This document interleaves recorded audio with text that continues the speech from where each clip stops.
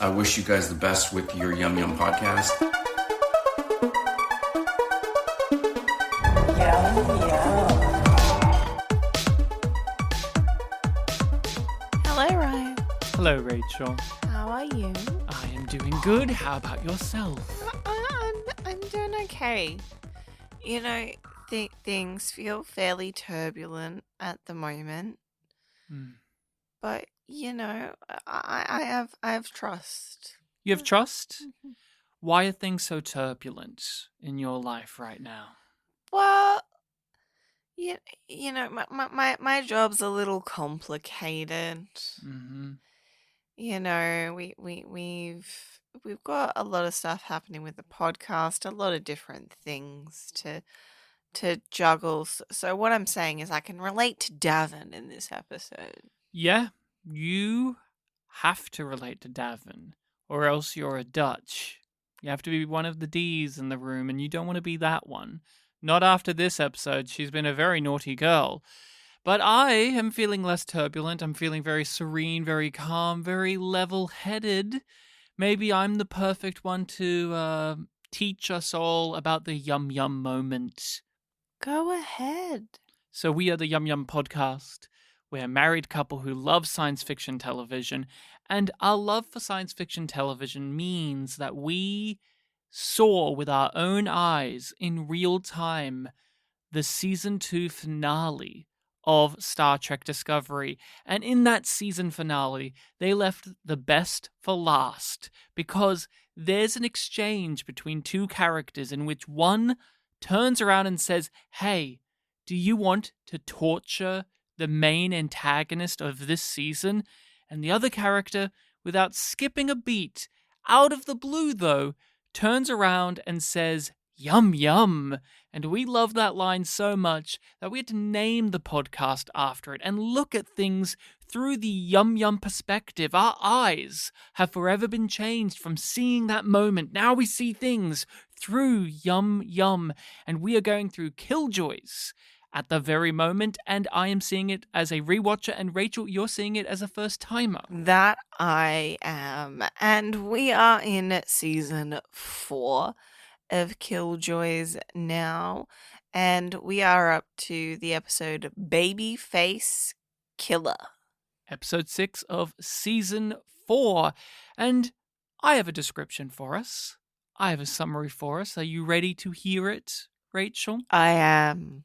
Because this episode has many moving pieces. You can even do multiple meanwhiles. Meanwhile. But I'm going to boil it down to its basic elements, okay? Which is Team Awesome Force is sifting through Dutch's memories and alerts an unlikely assassin. Meanwhile, Davin's son is having to find out who he is. That is the basic, boiled-down summary of an episode that has many spinning plates. And a lot of other seeds attended to in this episode. And we have to tend to something, which is, of course, what we found to be humorous in this episode. What was our Yum Yum laugh? Did we find anything particularly funny in Baby Face Killer? I've got to be honest. And if you've watched the reaction, I think you'll know what moment just got me. It was not meant to be funny. It was meant to be serious. This is a very serious episode for Killjoys. It is. Lots of things have happened. But yet the assassin's having a secret handshake. The assassin's having a what, sorry? Secret handshake. Yeah, they have a secret handshake. And why is that funny? There's nothing funny about it. It's funny because Johnny says, "Oh, you have a handshake," and then they kind of do have a handshake, and it's just this. What's so humorous? It's the gesture and the sternness, the seriousness of these two people whose profession it is to kill other people, just going like blub blub blub. They do not make blub blub blub sounds. Well, I can't do it. I can't. It's like a rock, paper, scissors like gesture. Yeah. And you lost your mind. You can see it all in the reaction that you can find in full on our Patreon or edited down on our YouTube channel. And it is worthy of seeing because, Rachel, you truly lost it. You were like, why is this happening? And I'm like, it's just a handshake. And you're like, no, let's go back and see it again. And then they did it multiple times. So you got to see it multiple times. It was hard not to find you finding that funny, personally speaking. However, I did enjoy, as a quite humorous moment, of Dutch hanging out with Davin's son, and they go into a brothel.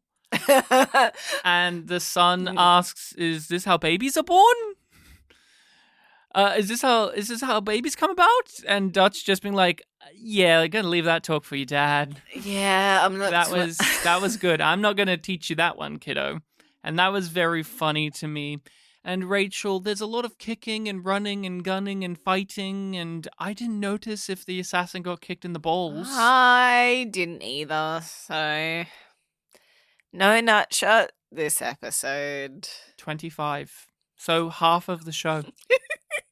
Half of the show. 50 episodes. 25 have not had them.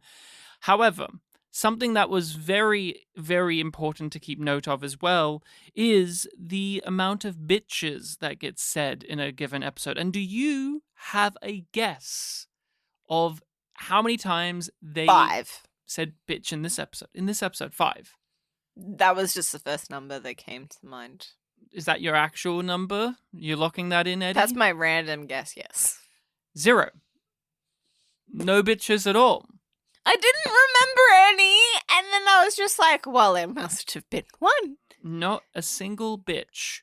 We already had. What did Sci-Fi Channel say? What did they do to this show? They came in and they're like, less. And if you give us too many, we will have to slash the budget even more. You'll be lucky to get an exterior shot next time. So keep those bitches to a minimum, okay? And, Michelle Lovretta and Adam Barkin and Julie Puckering and Stefan and like everyone involved in the show. Julian, even Hannah John-Kamen herself, they all started sweating profusely at this. Pulling their collar, steam coming out. But those Sci-Fi Channel... There's a baby on board. Yeah, the Sci-Fi... He's only 2 days old. You they can't swear. say bitch. You can't say that. It's not right. He hasn't even got a name. This episode's about giving him a name. So you can't say bitch because what happens if he takes his name as bitch? Him giving himself a name. Him giving himself a name, that's the plot. He could have given himself bitch as a name. Yeah, if they kept on saying, you're a real bitch. And then he Instead of, you're such a Jacoby, you're a real bitch. He leans over to Dav at the end and he goes, I've realized the importance of family.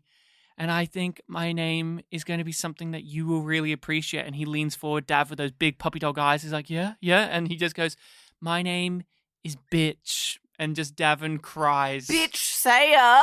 Bitch sayer. And then Johnny high fives Dutch in the background.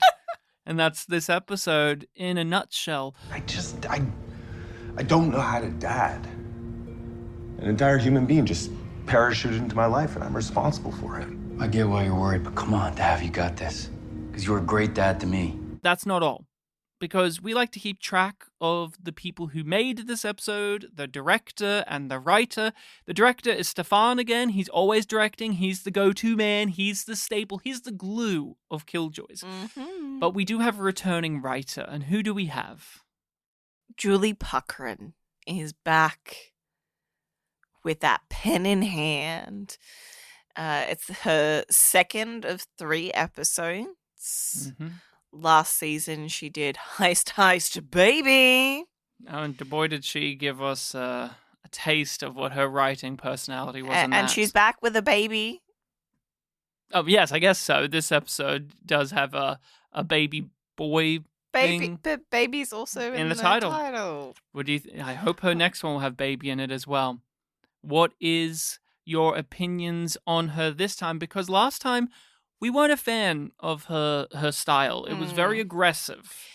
And also not a huge fan of this episode, but for different reasons. But there are similarities in the problems that I have with the two episodes. Because Heist Heist Baby was trying to do too much. And this episode is also trying to do too much. But with its plot, not with its style. Not with its tone. No. It is fascinating that this is the same writer because the tone was very much the identity of her previous script. It stood out so big. And this episode, although had funny moments, it was a lot more stripped back. I think season 4 has really dialed down a lot of the humor. There's still obviously things that make us laugh, but in comparison to previous seasons, they are very much aware of letting the scenes play themselves rather than having a quip, rather than having Johnny say something funny. They still have those, but not as frequent. Have been discussing over the last couple of episodes the changes in the soundtrack. Much less pop music to define a sequence, more just the score of the show itself. Which feels like a reflection of how they are. There's almost a sort of maturity that has come through in Killjoys. Indeed. And when it comes to Julie's work in this episode, I am in agreement with you. I find it too much, to a point of being scattershot in a way, because we have so many things happening that nothing really comes into sharp focus for me in this episode. And it feels like this episode should be about something in particular, because the idea of this conflict and identity exploration, which are the two things that you picked up and pulled out for your summary, because it is so important to the future of the show who Jack is and what he decides to be, but also what he's molded into, more of a person or a weapon. And that conflict that causes between Dutch and Davin is so important, and how that puts pressure on Johnny as well. Like, all of these things are so interesting and so deeply woven into the show, and even more importantly to me, the characters. Yeah. That's what we're gravitating towards, is the characters. In this episode, it does have this stuff there. It is there, but it does not come to life in the same way. And we've had an episode recently that you could make the same case about, which is what to expect when you're expecting an alien parasite. That had so much going on, but it was crystal clear what was the thing of the episode. This one, you really have to dig for it, and I think this is a trend that we see with a lot of modern shows, is you have the final scene or two that really gets into it, and you reflect back and go, I wish that was more the episode, because we have a conversation between Davin and Dutch at the end about abuse, and I'm like, man, this is what I wish they tapped into more, this conflict between the two of them. I wanted that to feel more earned in this episode. It's earned from the series point of view, but this episode point of view, it is lacking. So I'm just going to say it. I think this is the first big miss of the season. We've been on a real great run. Every episode has just been boom, boom, boom, smack, smack, smack, just lines up into place. And this one is we're setting up the pieces. Because we're setting up the pieces. Yeah, it's messy, but it doesn't feel straight up bad in a way that earlier seasons of Killjoys, the messy episodes, were also just bad. It's lifeless. It is moving things forward in a way that is mechanical. It's very much we have to update the wiki type episode. That doesn't mean it's terrible, like you're saying. It doesn't have anything truly offensive in it. It doesn't have, like, bad direction or portray acting. any characterization. It doesn't. It's not spinning wheels, which is a problem that we've had with messy episodes in the past of Killjoys. But because it's having to manage so many different elements, and it's doing it in a way that is very much checking the list, it comes across as insincere, and it starts to stack up on itself. So, for instance, this is an episode, if you did have to define it, it is the episode in which Dulcea and Davin / Anila, as well as Child, becomes his own person, literally gets a name and chooses it for himself. And Dulcea's not in this episode. She's there at the beginning, and then she exits the story because she has something else to do. Basically 2 scenes, yeah. And in an episode in which this is about her kid, it is bewildering that she's not in it. After having already not been in the previous episode, which was also in part about him. It was more excusable there. But in this episode, what's the excuse? Oh, she leaves because she has a plot to do later in the show. And that is deeply unsatisfying, considering that she's been pregnant now for basically a season, and now given birth and all of this, and a part of you is waiting to see, what is Dulcea going to be like? How's she going to be moving forward now she's a mother? And this is what they do. Her walking away and not being a mother feels very crushy. But does that feel like that's what the show is trying to say? No, it doesn't. It feels like we need her over here to do this thing. What did you make of the brief window of time we got to see of Dulcea being a mother? It's hard because in hindsight, it feels frustrating because there is a lot that they do cram into that. She's sitting down with her son, giving him an etiquette lesson. We get a line that fobs off why he can just speak normally now.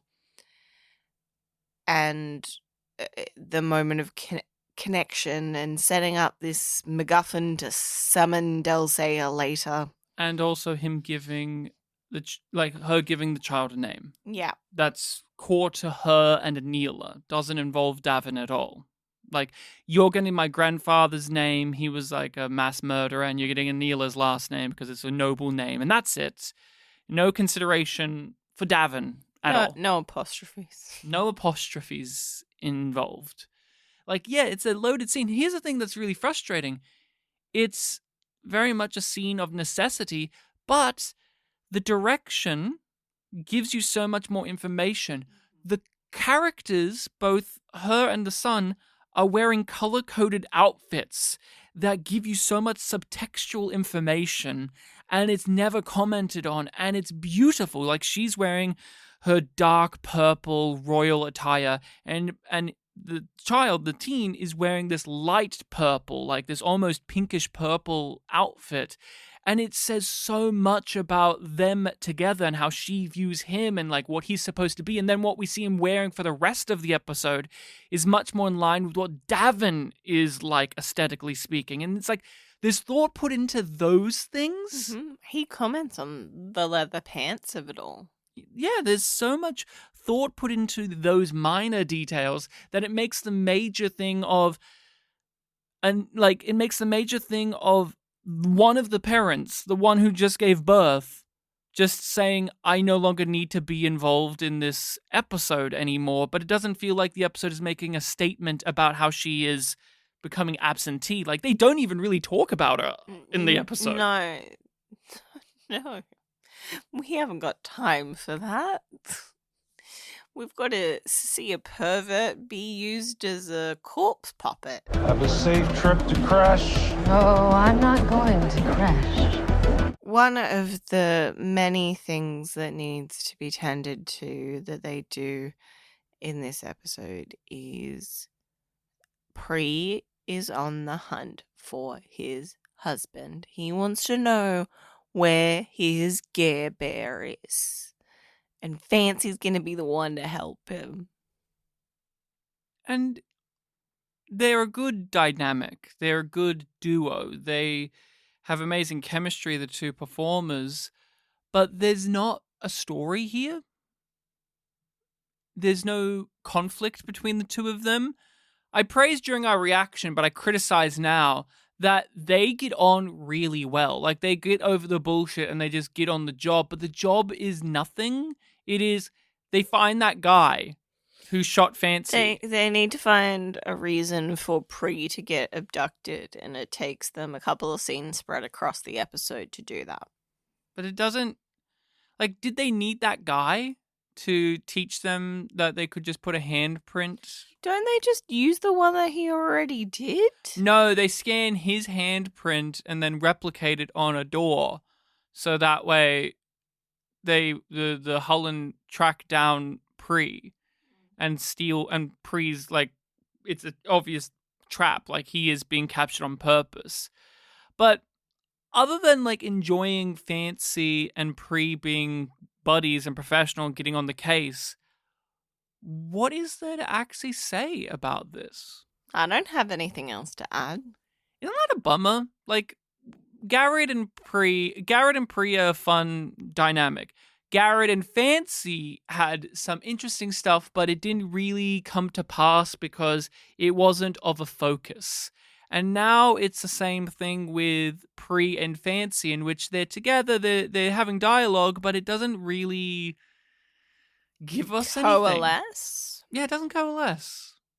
And it's a beast of burden of the season. Because this season's plots have been very focused in the here and now, but now we are in the storytelling mode of, we've got to make sure everything is ready for the finale or next episode or 2 from now, whatever the case may be. And Pre gets himself captured and he finds out he's on the rack. Yeah.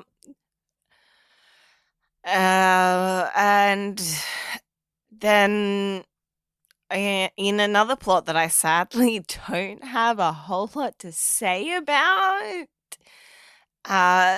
Zeph kidnaps Pip. I'm shocked to hear that you don't have much to say about this. This was one of the more rewarding plots. Yeah, yes. But the main things that I feel like I have to say about it, like off the bat, is just a recap of what happens and what it means. It made me sad. I am scared for Pip. I feel like it's leading to the road, like leading him down the road of self-sacrifice, like is the destination. Because so Zeph discovers the spider, takes him away, wants to head to the Armada so that they can potentially address this thing. She tries a couple of things, almost kills him several times, and has put the spider into basically a coma so that it can no longer control Pip, but it's going to die soon, and that will kill Pip. Because it is now a hybrid with him. It is fused to him. It is keeping him alive. So, but they have a short lifespan, the spiders. They aren't meant to be a long-term thing. And so he has a countdown on him, and we know it's only short because Zeph is so heartbroken she can't even tell him. And that's all plot stuff. Yes, that's all important. And it's all stuff that makes sense and tracks with what we have been seeing with Pip. With what we've been seeing with Zeph. But see, why I think this is a more rewarding side plot element is because it's deeply rooted in the characters. Their relationship and how only 2 or 3 episodes ago, Zeph wanted to keep it simple. She wanted it only to be this transactional, physical relationship. She didn't want anything more complicated. But there's something true between the two of them. There's something deeper between the two of them. And she goes to bat for Pippin. She knows that this isn't Pippin. She knows that he, although is a lech, that he's a con man, that he's a loudmouth, that he is someone that has betrayed people in the past, that whatever's going on with him, this is not who he is. He's not that bad of a guy.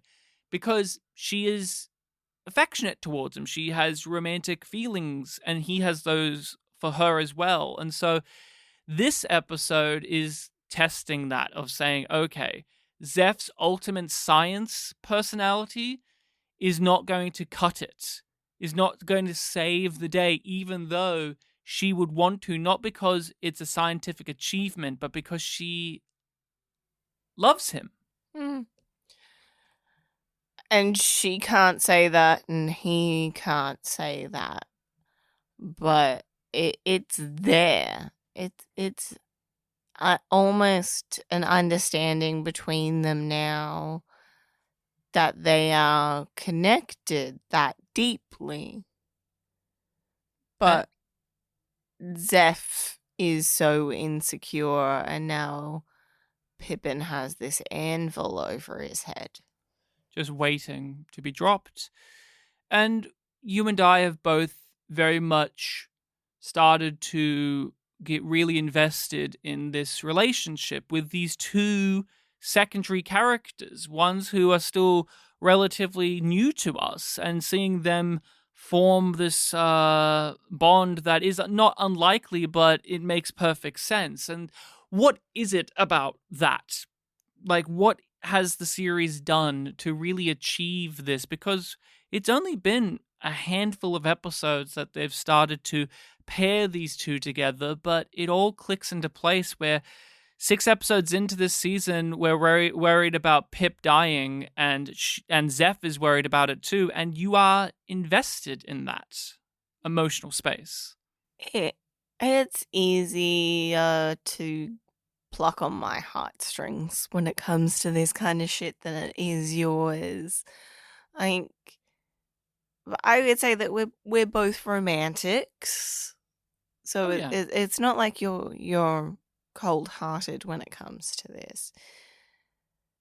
But for me, I really enjoy a story where there is that external complication, and in sci-fi, when it is something so otherworldly, but the problem they are facing is something that's tangible.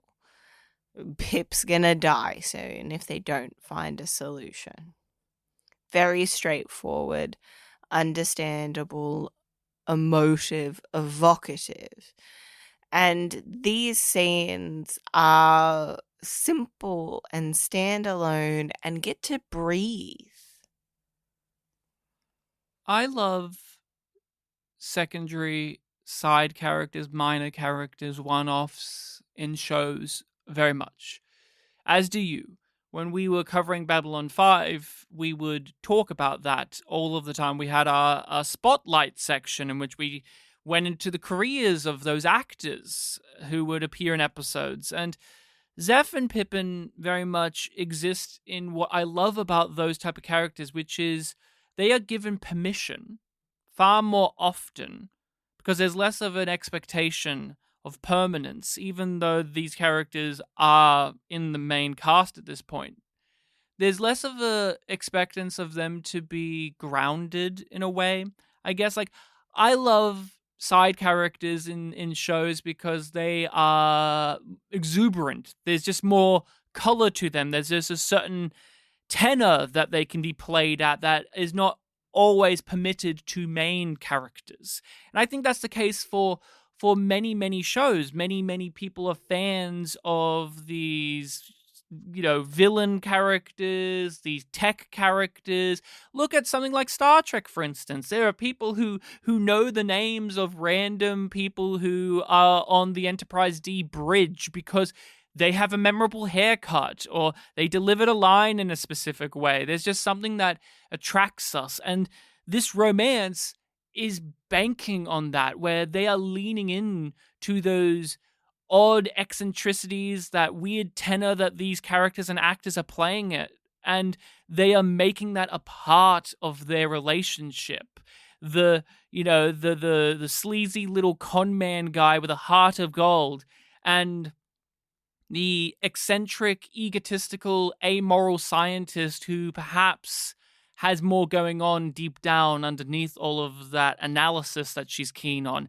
And seeing them have to come to terms with them as individuals. But this specific problem, neither of their skill sets can solve. Okay, so I won't have to worry about the spider controlling me for long because it's gonna die.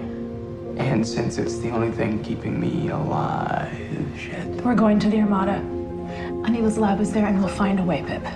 The main story that we are picking up from is looking through the memories, looking through the tale that Klein told of the very first job that Johnny and Dutch went on. And it was a clever reincorporation, and you were surprised that we need to dig through memories. Who do we know that has the tech to do that? Mono! The pervert we loved so much from near the end of season 3 has returned, Rachel.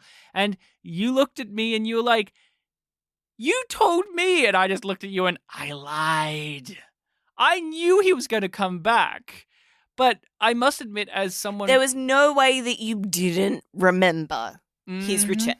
I must admit, as a rewatch perspective, my investment deeply improved because I knew what his character was all about.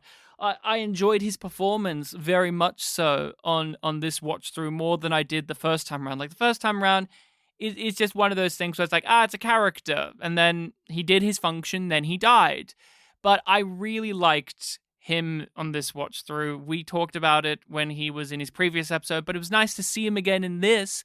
And it's just another positive that this season has done, which is it knows what elements to pluck at from the previous seasons of the series. It knows its continuity and its history well enough to go back and just say, we could do more with this. Mm-hmm. We're going to pick this up. But then it's also a symptom of the larger problem of this episode, which is that it's picking up too much. But why does it work with picking up Mono as a character? Because it's connecting with the main story. He's not a deep character to begin with either. So he's a man that provides us a piece of tech. And that piece of tech is one that's related to memories, and we have to dig through Dutch's memories together. And it's just nice how Killjoys has had this strong sense of technology throughout its run. We've had many discussions about that as well, but I like it. I like that we have had this technology as an offshoot of this technology, or this is a predecessor to this, or, hey, remember that one thing that served that one function last season? Well, it's back now, and it was neat in that fashion, because we are invested from the very beginning of what is Klein's plan. Like, we do want to know what his plan is. He's seeded things that are different in this story, and we, the viewer, know some of them, and some of them we didn't. And this episode is like, let's have a gander at that. Let's have a look through. Oh, look, the symbol on the rack is this symbol that is not the one that we know, and it's not a symbol any of the characters know. But it also kicks off the main event, which is they put that assassin's face, the one from Klein's recollection of the story, through the database, and nothing comes up except for it does ping an assassin all the way somewhere else, and he's just Mr. Shouldn't have done that, and he has to get on the job. He gets there fast, which makes me wonder if he has like the blippy technology that the Black Root ships do. He seemed like he had quite the skill set and background. Like, he even mentions that he's from generations of this specific group and that he's on a divine calling as well. So you can excuse like the fast travel by being like, I wouldn't be surprised if this guy has the means to do it. Oh, yeah, it doesn't feel like a plot hole. That was just something that I was like, oh, I didn't think about how it does feel like he is very far away and then all of a sudden he is there, because you just don't question his competency when it comes to that maneuver. It's just like, well, yeah, he would get there. So this episode is having to deal with these memories. Johnny's put on a bit of a mission to sift through things and find the anomalies and where they lead us. And tell us a bit about that and what your takeaways are when it is in regards to this overarching element of the season. I didn't give a shit about Johnny's plot in this episode. I just didn't give two shits. This felt like spinning wheels a little bit too much. Because it's just, well, yeah, Johnny is going to find the pulsar.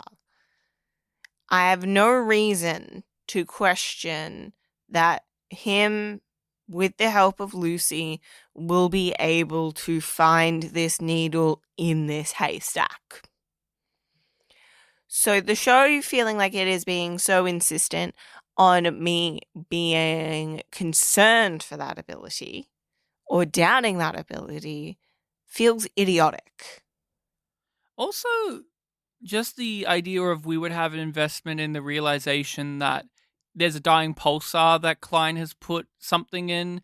Isn't that intriguing? Not particularly. Not as much as like the assassin from the story. That's a clear and present threat, and the way that the like MacGuffin from last season, that was something that Klein left behind, and where that went, it felt like this is just a packaging to delay some information.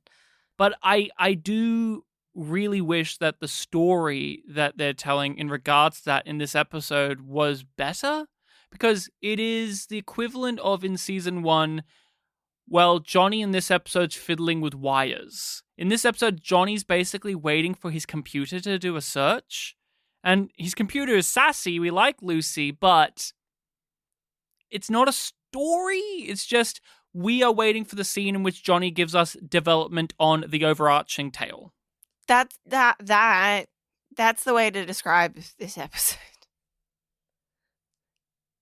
Plots happen, things happen.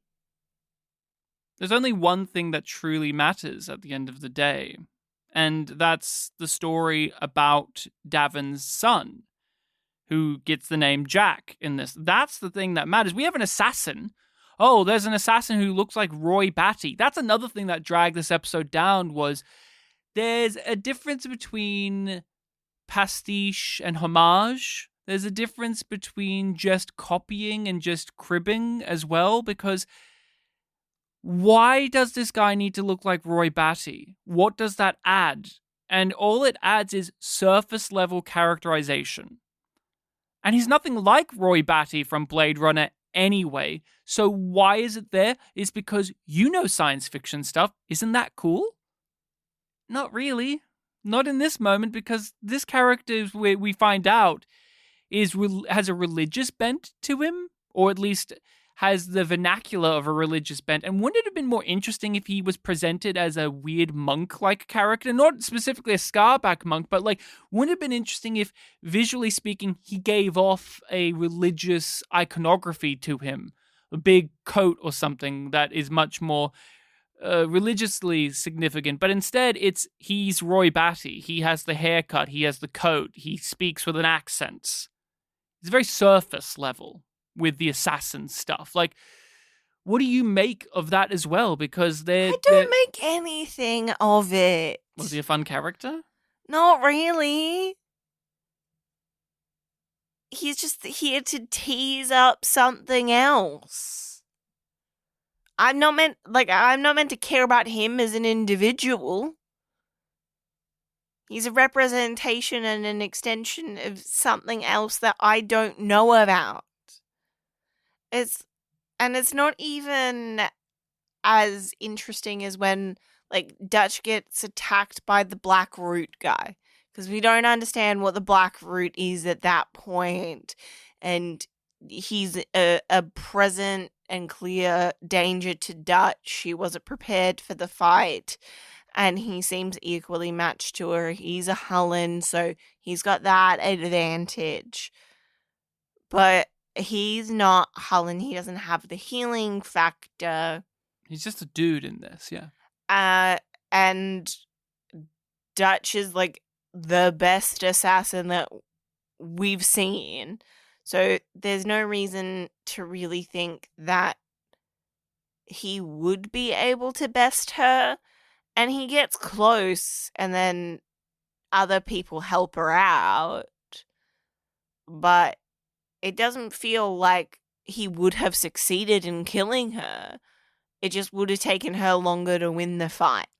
I to give something positive in this, I do think it was clearly communicated without too much exposition, mainly through action, like his actions as a character, that he is not in the same camp or alignment with the Hullens that are actively stealing children in the other storyline. He's barely interested in Jack. He's more invested and aligned with whatever group it is that is pissed off that they have opened this can of worms when it comes to this other assassin. And the tattoo and what we hear and his reaction to being asked if he is a servant of the lady gives you, could give you conflicting ideas of, like, is he offended at that idea? Or is he in alert mode because she knows about the lady, so we have to take her down? Like, it's played well in that way. And that's mainly through, like, action, visual storytelling. Like, that stuff is seeded and bedded and just given to us very well in that way. But you're also just watching a guy just be the generic villain of this episode, somebody that we have to punch in the face. If I don't make you talk, I lose everyone and everything I've ever cared about. Then you understand why I won't. This only ends one way. I really am finding it hard to talk deeply about this episode because the stuff in it is just not that juicy. It is feeling very much like a salad that's just all leaves. The more tantalizing thing is the stuff that we've been holding off on, because this episode feels like a chore to do itself. Like, it's like we have to do this thing, this thing, this thing, this thing, this thing. And so in our discussion, we've also structured it of let's get through those things to get to the thing that should be the heart of the episode, that should be the thing that we take away, should be the thing that we're invested in, which is Jack. He is a new character. He doesn't know who he is, nor does anyone else. People are putting investment onto him. He is a danger, but also he is a brand new future for Davin as well. And we see that impact the story. We see that impact Davin, Dutch, Johnny, Dulcea, Lucy. We see how this changes everything. But what I really, really loved about this episode is it did not lose focus on how does this make Jack feel. Jack is just thrown into this world, and there's all of this stuff he doesn't know and he doesn't understand, that we, the audience, understand. But by the end of this episode, you can really empathize with his character of having such a tumultuous existence in the world. He doesn't get to just be a kid. He can't. He doesn't even get to be a person. This episode is about the battle of who this individual is, and is he even an individual? Is he just a resource? Is he just an asset? Or is he a threat? And I thought that there was really, really intriguing. This is what I wish the episode spent more time on than it actually ended up doing. And I'm not sure if they didn't trust this plot to be interesting enough on its own, and that's why, or if it's just a competing needs situation. But it is really frustrating because the actor does a good job with what he's given. And Davin is doing an amazing job, like as a character, and also Luke as the actor, in conveying these complexities and exploring these really interesting topics. And it ends up feeling frustrating when you're being pulled away from this. There's sensitivity in the episode with this story. Davin is insecure, but he's also deeply invested. But he doesn't know how to be a dad, and he doesn't know what to say. He knows he wants things to say, but he doesn't know how to express them. And then Dutch saunters in, and she has ultra confidence. She's like, I know exactly what we need to do. I'm going to train him, and we're going to do this, this, this, and this. And the characters and us, the viewer, don't question it at the beginning. When we were watching it in our reaction, it is worth it just to see Rachel's face go from one extreme to the other of the beginning where you were like, yeah, that makes sense. Like, yeah, Dutch should train him to be an assassin, train him to get these skills. And then the slow dawning realization of like, what a horrifying thing to do. What a horrifying, like, Because the first thing we should do is train him to be a child soldier. It was self-defense. Like, you are going to be in risky situations. You need to be able to defend yourself. I don't want you to be vulnerable. And that makes sense because Davin is feeling so vulnerable himself that he wants to feel protected in some way. Because it's just, I'm doing something. I'm helping him with something. So that is all good. That's all really clear. And then the shift is relatively subtle to start with. Mm-hmm. But then looking back, you're like, oh, Dutch had a plan, and that plan was icky, and she knew it. She knew it because she played into humiliating Davin, not just to illustrate a point, but to make him want to leave. And then she can have more control. Yes, because it's like, well, if Davin's around while I'm doing these things, he's going to judge. He's going to undermine. He might even see what I'm doing this for. And because she's very much training him in the way that Klein trained her to be an assassin. Even though at the start she is wrapping it up in, you need to be able to defend yourself from an assassin. So you need to be able to hear this and that, and do this and that. And then when Jack's able to demonstrate that he can do these things, that he's actually capable of that specific element of being able to defend himself, be able to know when danger's near, it perturbs her. She doesn't understand it. There's obviously some sort of supernatural sci-fi element to Jack that probably allows him to do that. But what does she do once that's a part of his skill set? She immediately is like, that's not good enough, though. You need to be able to do these horrifying things like I had to do. And I found it interesting, too, and I want to kind of unravel this. You said plan. And plan indicates there's some forethought in there, that this is premeditated on her part. Do you feel that's the case?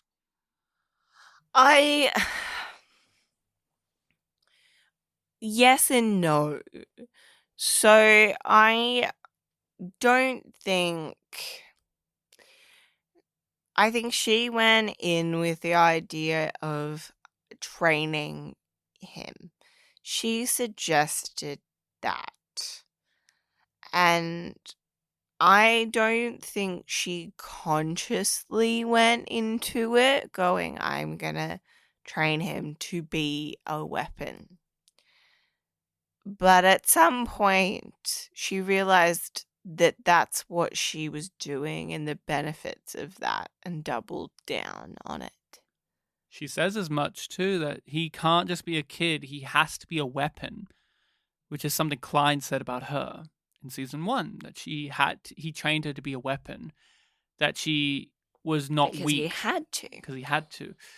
I find it interesting because I don't think that she had a plan per se, but I do think for her there is no difference in her mind of self-defense and being a weapon. Learning skills to fight True. and to be what she is, because for her this is natural, even though she knows it isn't. She knows that it's made her suffer, but for her it's a way of life. It is what it is. And it all ties beautifully into this episode. It is a subtle element of you see it play out and you realize, wait, why was I okay?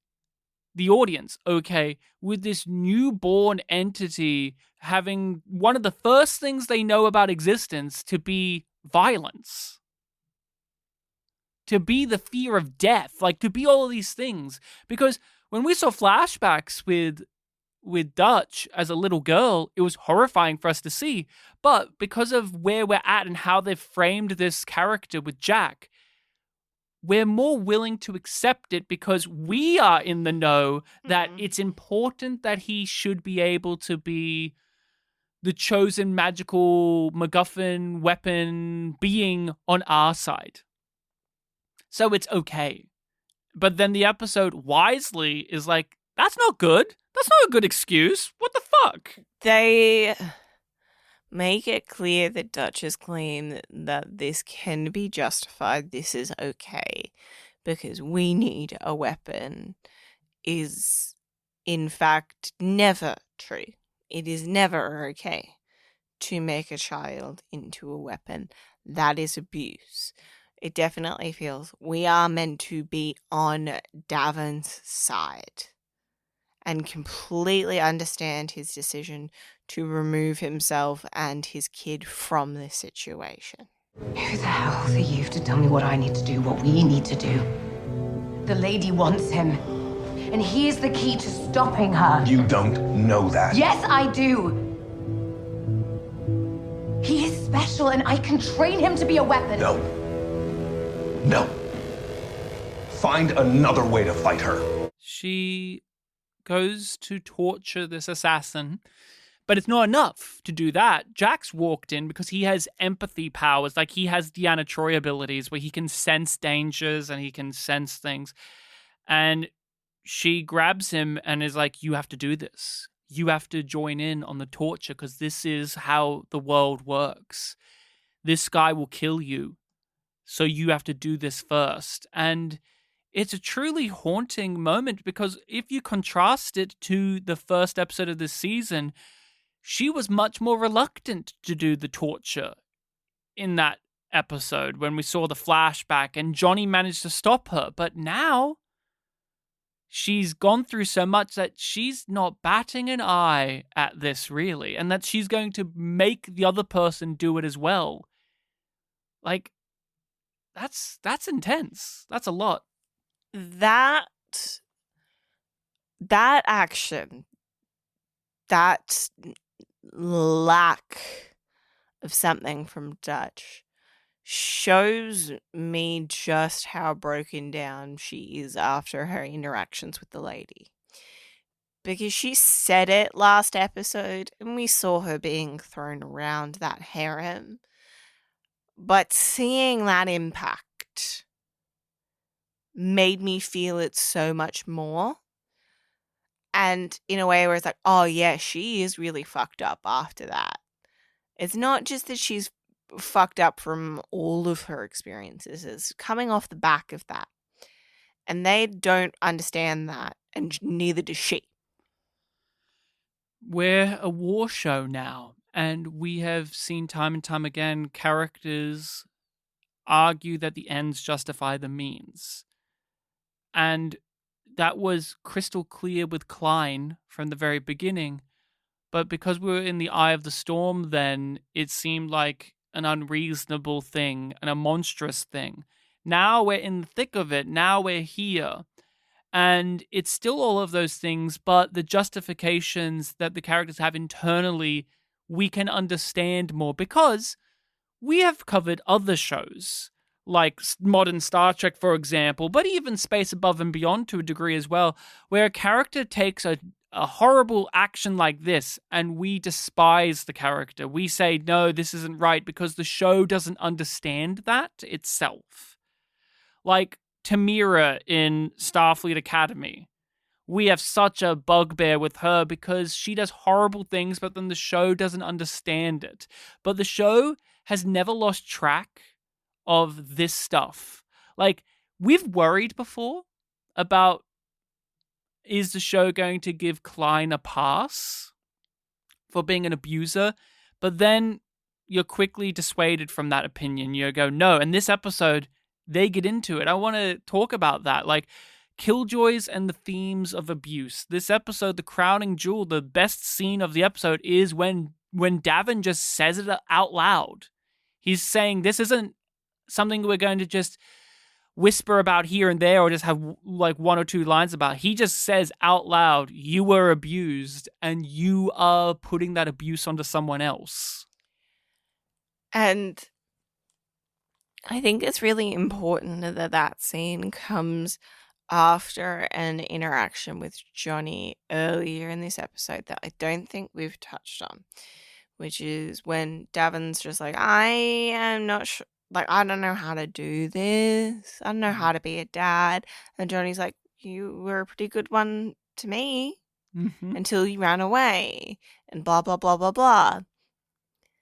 But that tees up that, like, Davin should have more faith in himself, but it mirrors his decision to leave at the end of this episode. And how Davin is not running away because he is scared, because he is afraid, because he doesn't want to confront something. He's running with. And that is so different. That makes a huge difference. So him having that confrontation with Dutch after having that scene with Johnny makes me feel so much more for him. Because he's in that dad mode, that protectiveness. But he is not stepping into that role with Dutch. Because that would be easy for him. Like, that would be easy in terms of the script to just go, well, he's just going to be Papa Davin to everybody now. But he confronts Dutch. He doesn't coddle her. He responds in a way that Johnny never would. The humor of this show is something we always mention. We have our yum laugh because the humor is very pronounced.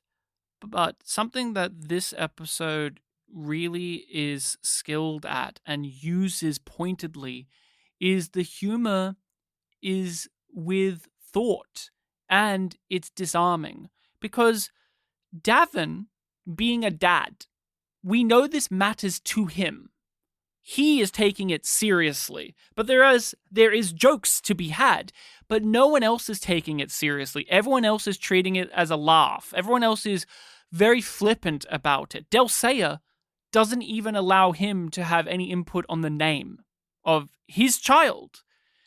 And then we have Dutch and Johnny and so on of these people who know that this means something to Davin, but there's also a level of, well, you know, it's a weird situation. This kid isn't just a kid. They're supernatural, intergalactic, interdimensional, weird creation, like all of that stuff. But it's really underlined in this episode at the beginning that there's this flippancy. There's this on purposely disarming sense of humor. So that way, when we turn around to the scene at the end where Davin says, how fucking dare you? He's my son.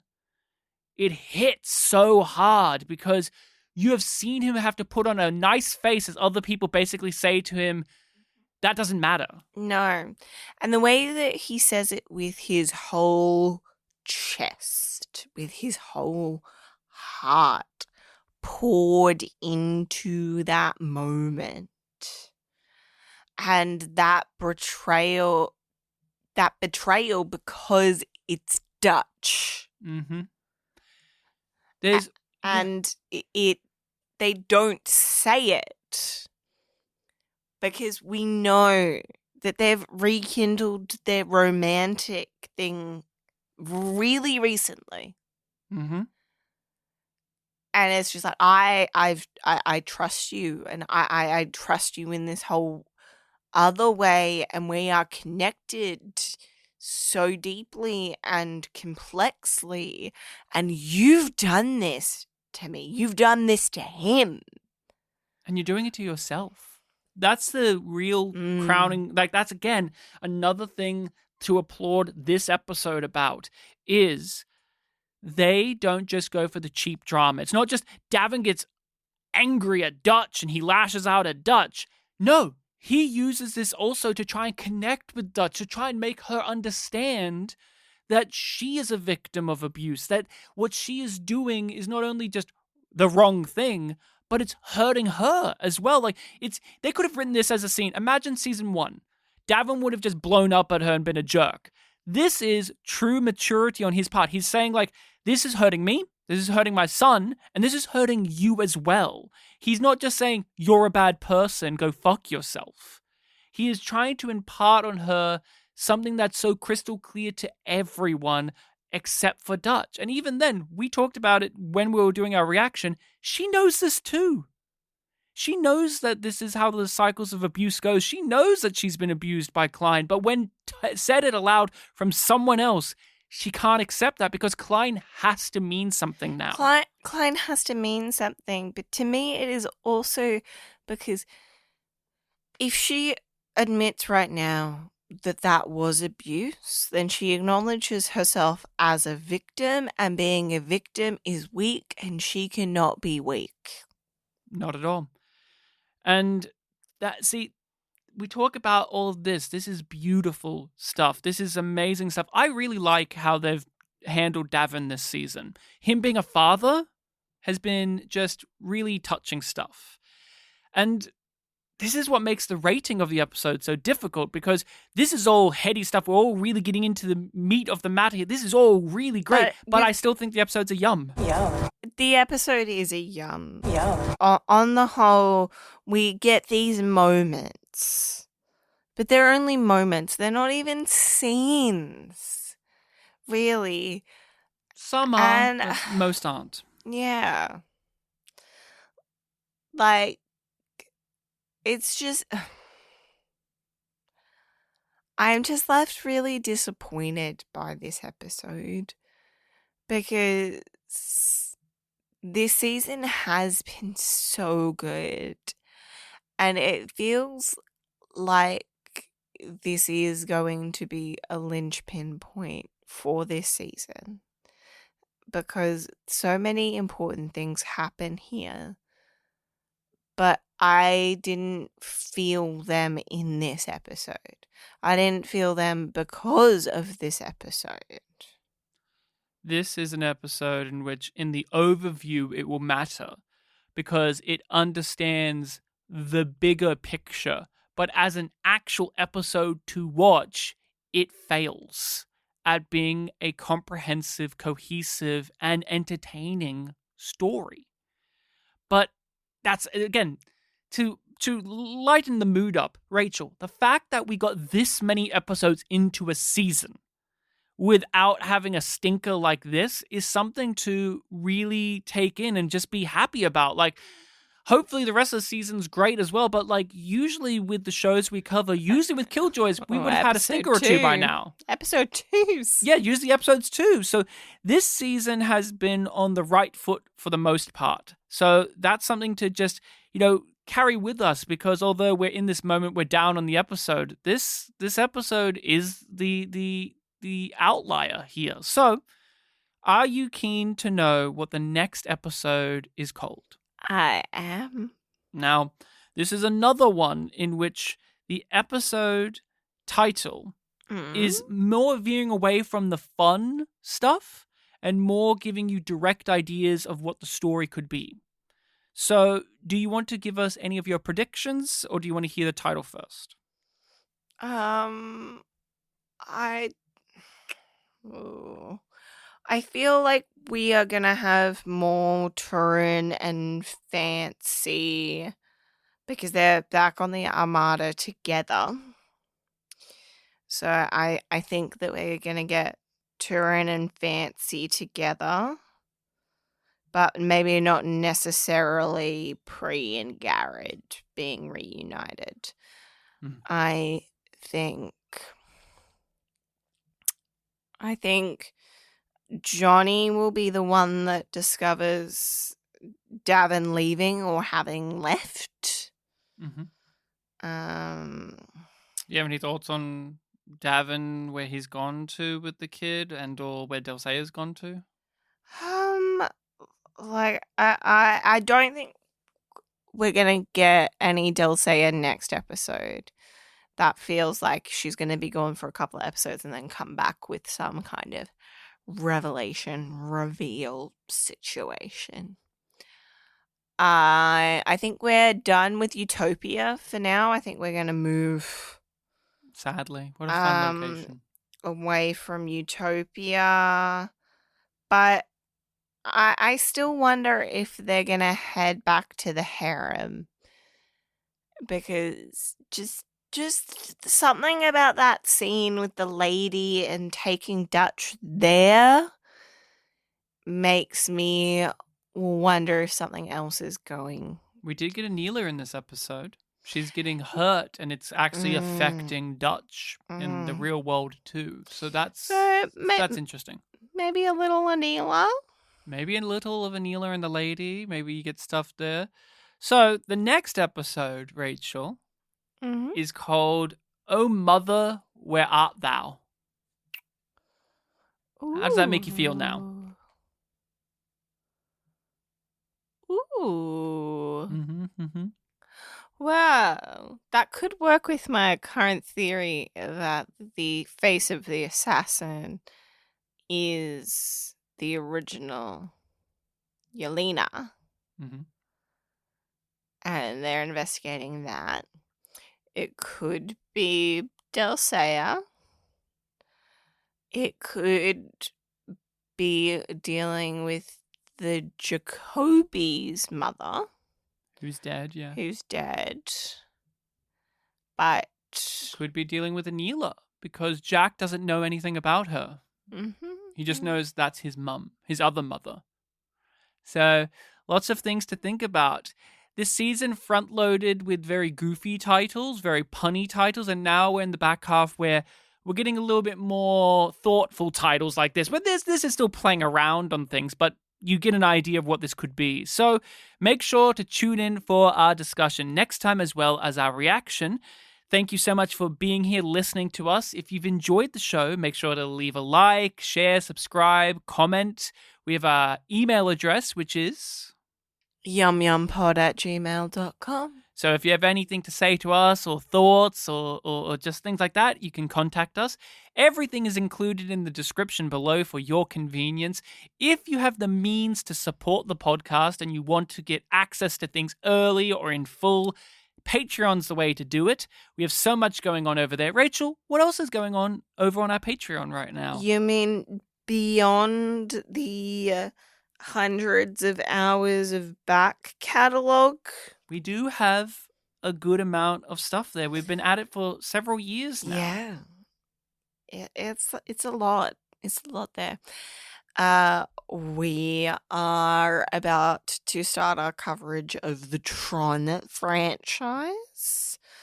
As always, we're chatting about things that, giving our thoughts on things of TV shows that we've watched, movies, occasionally some books. weeks. And We've been on a Pride and Prejudice kick. yeah. Looking at different Pride and Prejudices. Is there any in the future that you're looking forward to? Not really. What? You know what? I've been wondering. Yes.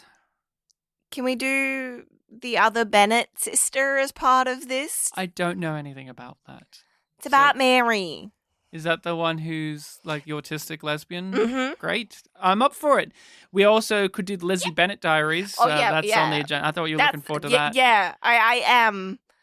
But I was thinking about I learned that a Austen Land character. first. Yeah, I was like, thinking. I don't know anything about Lizzie Bennett Diaries other than like the base premise, but I looked up the cast and I realized that the Bingley character is a guy called Bing and last name Lee, and I think that's hilarious. Yeah. But everyone, my grin is so big. Like, I know that. yeah. I've watched the Lizzie Bennett Diaries, and that still just makes me really happy. See, we got happiness to end us off on, but that's enough from us. Until next time, Yumlings, consider this. Think about this. Something to really get your gears going in the mind. Okay, Rachel? Mm-hmm. Which is, we got a naked man's bottom in this episode. We got butt full. Ass. Full Full ass. ass. And is that the most nudity, straight up nudity we've had in Killjoys? Is it? I think it is. Yeah. I think it quite possibly is. And do you think that has opened the door to potential more nudity? Of course it has, Ryan. Whose butt are we going to see next? I feel like if it was going to be a main cast member, we would have started with that, not be ending the show with that. So not Pippin then. Bye.